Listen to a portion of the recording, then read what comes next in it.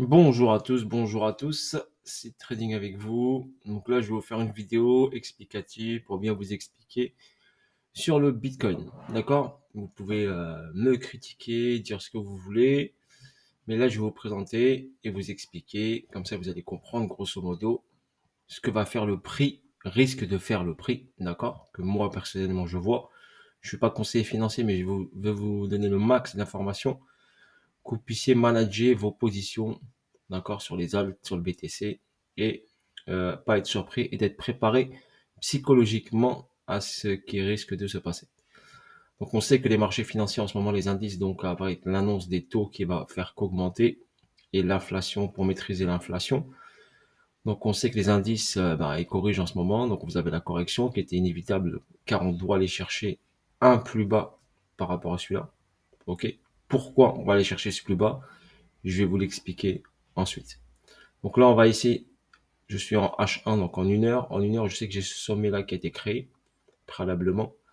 Donc ici, j'ai cette baisse ici, cette latéralisation, d'accord, ici, ce niveau-là, et une accélération ici baissière vers le bas.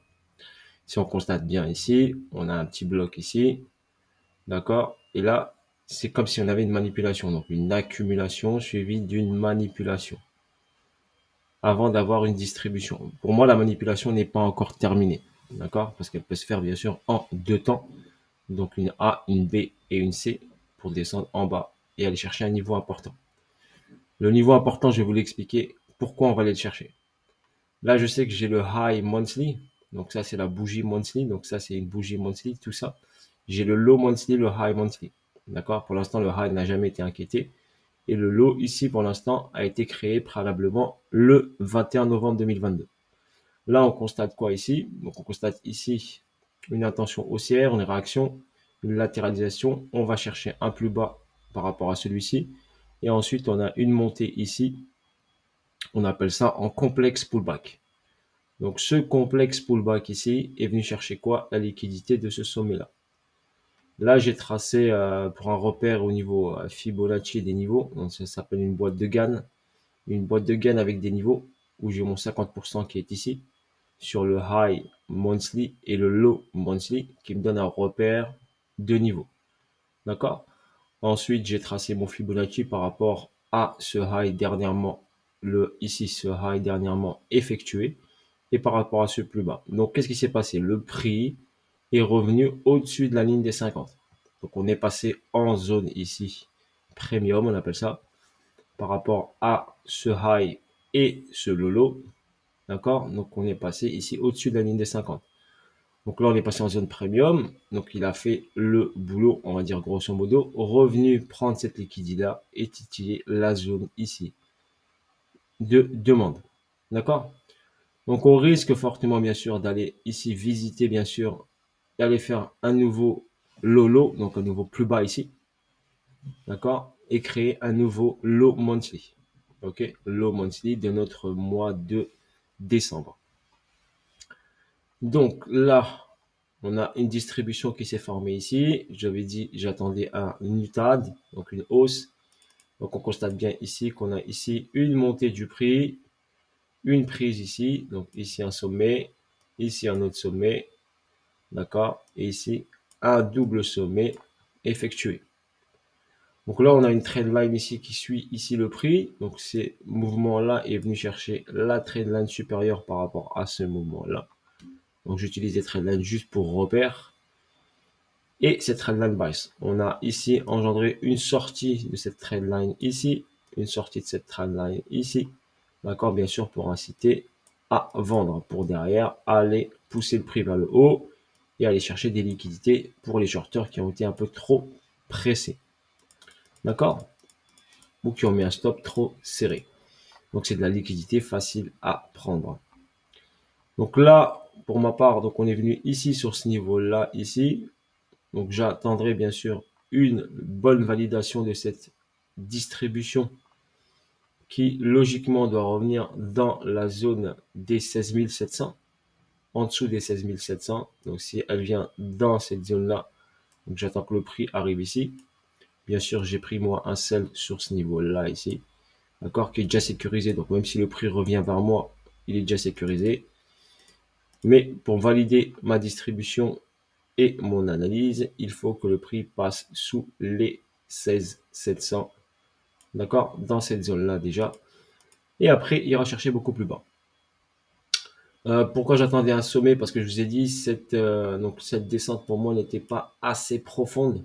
D'accord? Elle n'était pas assez profonde. Ok, on a eu ça ici. Et après, il s'est arrêté sur ce niveau-là. Et vu qu'il n'avait pas cassé ce niveau-là ici, d'accord, il est juste venu titiller dessus. Donc je m'attendais à un plus haut par rapport à cette zone. Voilà, c'est pour ça qu'en trading, on doit s'adapter à ce qu'on voit. D'accord? De préférence s'adapter. Parce que là, on avait ici un sommet, un petit sommet, un autre sommet. Mais vu que je me suis dit qu'on n'a pas atteint la ligne des 50, qu'on n'est pas repassé en zone au-dessus des 50, en zone premium, d'accord, je me suis dit, potentiellement, on va avoir un nouveau high. Voilà pour votre information pour cette partie en LTF, donc en low time frame, donc en time frame petite, donc H1. Voilà en H1 ce que j'ai. C'est sûr, si on va en monthly ou daily, eh ben, on est dans la bougie monthly. Donc, tout ce mouvement se situe dans la bougie monthly. Donc, pourquoi on va aller en bas? Ok, maintenant, je vais enlever juste mes dessins. D'accord? On va enlever ici, masquer les dessins. Et si je viens en monthly ici, d'accord? En un mois, on constate ici que notre bougie d'un mois ici, notre bougie de contrôle, on est là. Donc, cette bougie d'un mois ici, vous la voyez, le plus haut, le plus bas du mois de novembre ici, eh ben, le mouvement reste à l'intérieur. D'accord? Donc, il peut ici se balader à l'intérieur. D'accord? Maintenant, pourquoi le prix risque d'aller vers le bas? Donc, très simplement ici, donc vous avez un mouvement de prix. Et là, je vais passer en 12 mois. Donc, une bougie fait un an. OK? Une bougie fait un an. Donc là, si je veux ici rééquilibrer le marché, si l'actif veut rééquilibrer le marché, d'accord, et aller chercher une zone intéressante, car il a laissé un déséquilibre. Vous le voyez ici, un déséquilibre annuel. Ce déséquilibre annuel se situe sur cette bougie-là, donc sur ce niveau-là. Et ce niveau ici, donc si on vient ici sur ce niveau-là, d'accord, ce niveau sur cette bougie-là, si je me mets précisément, elle est à 13 937. Donc 13 937, 13 900 on va dire. Donc il faut que le prix revienne ici, d'accord, sur ce déséquilibre de marché. Il n'est pas loin, donc vu qu'il n'est pas loin, forcément il va aller la chercher. Donc il va rééquilibrer pour moi ici, il va aller sur 13 800 ou 13 900 ou dans la zone des 13 800 je pense. Rééquilibrer le marché ici. Ça rééquilibrera la bougie ici, les bougies annuelles. D'accord? Ici, on a un avalement baissier, bien sûr, par rapport à cette bougie-là. On vient rééquilibrer. Et après, on fera un mouvement de hausse. Pour votre information. Un mouvement hausse. Ensuite, regardez bien ici cette bougie-là. Donc ici, le prix est descendu. Donc, il doit revenir ici, minimum, sur les 27 890. D'accord? Voire dans la zone des 28 800. D'accord? Maintenant, je vais vous expliquer pourquoi il va revenir dans cette zone-là. Là, déjà, on s'intéresse à la zone basse. Donc, sur cette zone basse, vous avez 13 800 en target. Voilà pourquoi le prix risque d'aller aux 13 800 pour rééquilibrer le marché. Il n'est pas obligé d'aller jusqu'en bas. D'accord? Pour l'instant. Pour l'instant, je dis bien. Donc, pour l'instant, il doit juste rééquilibrer un déséquilibre, revenir dans ce déséquilibre. Ensuite, on peut avoir bien sûr une réaction haussière. Donc, une réaction haussière logique. Là, quand on constate ici, on avait ici un déséquilibre là pour l'instant qui n'a pas été comblé. Si je passe en logarithmique, là, on a un déséquilibre par exemple sur les 942 qui n'a jamais été comblé. D'accord? Mais vu que là, il est proche de ce déséquilibre qui est ici, donc on peut aller chercher 13 800 sans aucun problème. Et vu que la tendance et la conjoncture nous donnent une baisse des indices et une correction des marchés, et en plus, on est au mois de décembre, d'accord? Où la plupart du temps, les marchés au mois de décembre, ben, ils descendent, ils relâchent un peu de la force avant de repartir au mois de janvier, février, mars. Voilà grosso modo ce que je vois sur le court terme. D'accord? Ensuite, pourquoi il va aller ici? Ok, je vais revenir en H4 et je vais mettre ici, revenir sur mes dessins. Donc on sait que la partie basse, on va aller chercher les 13 800. D'accord? Ça, personnellement, moi je vous le partage. Moi, je sais qu'il doit aller chercher 13 008. Vu qu'il est proche, il va y aller. Ensuite, on avait vu la bougie, vous vous rappelez la bougie ici de contrôle ici, la bougie ici, le déséquilibre annuel, d'accord, que je vais vous le rappeler juste ici, parce que ce qui vous intéresse, bien sûr, c'est la hausse. Donc, sur la hausse ici, j'essaie de vous expliquer le plus simplement possible et le plus intelligemment possible ce que on voit. Donc, sur cette bougie annuelle ici, donc j'ai cette bougie-là, ce niveau-là est à 27 791. Donc, minimum, on reviendrait sur les 27 900. Allez, 27 900, c'est-à-dire qu'on va faire la descente ici.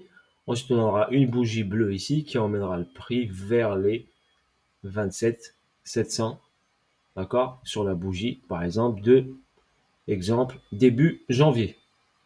D'accord. Là, si on regarde les mois ici, on a quoi ici? On a une bougie ici du mois de décembre. Ça, c'est janvier 2015. Janvier. Voilà, tac. Donc, celle-là ici. Donc, si on va chercher ici en monthly, d'accord, en monthly, on va regarder ici. Donc là, on était en mars 2020.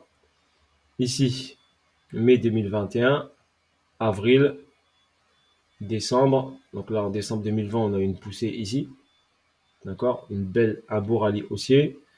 Ici, novembre 2021, chute, décembre 2021, correction, janvier 2022, correction, et après, un rebond à partir de février.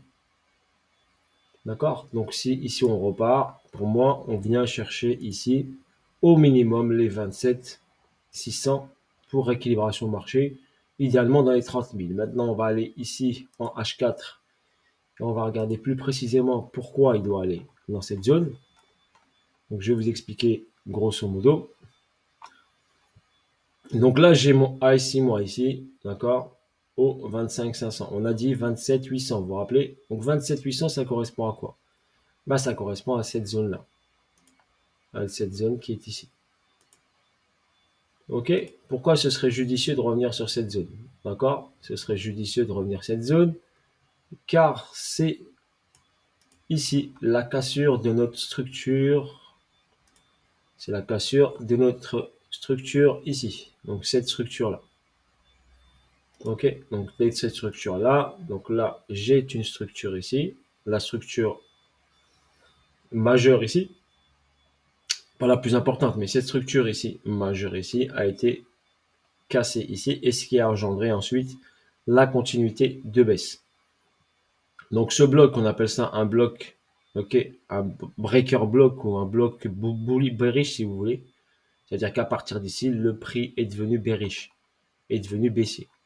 Donc logiquement, vu qu'en plus il a laissé ici, en faisant cette descente et cette accélération baissière, un déséquilibre de marché.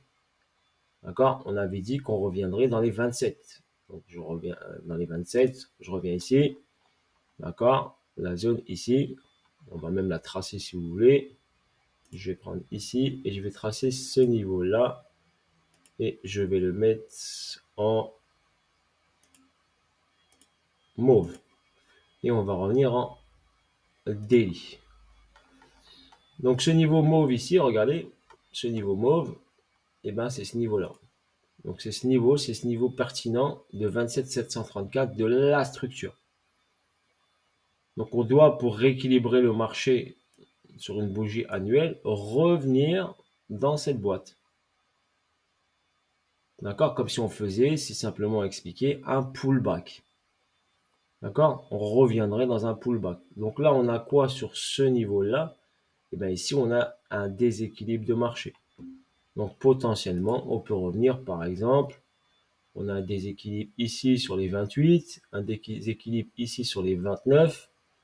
Donc ici, potentiellement, aller chercher ici par exemple les 29.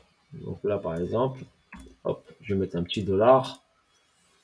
Voilà, pour identifier la zone ici. Donc si on est sécuritaire et on veut faire quelque chose de bien, et ben on peut aller chercher par exemple à partir de la zone des 13 800, aller chercher la zone des 29 800. Donc cette petite boîte. Donc revenir dans la structure ici qui a été fracturée, où on a amorcé ici cette descente. D'accord? Donc, ça nous donnerait ici, par exemple, quand on regarde ici, on a quoi? On a une grande A, une grande B, une grande C. Donc là, ici, on a ici, sur cette correction ici du BTC, on a une grande A, suivie d'un retracement B et une baisse C, qui nous permettra d'aller chercher sous les 14 000 $. Ensuite, on remarque bien que dans cette B, dans cette A ici, on a A, B et C. Donc, A, B, C forment la A. D'accord?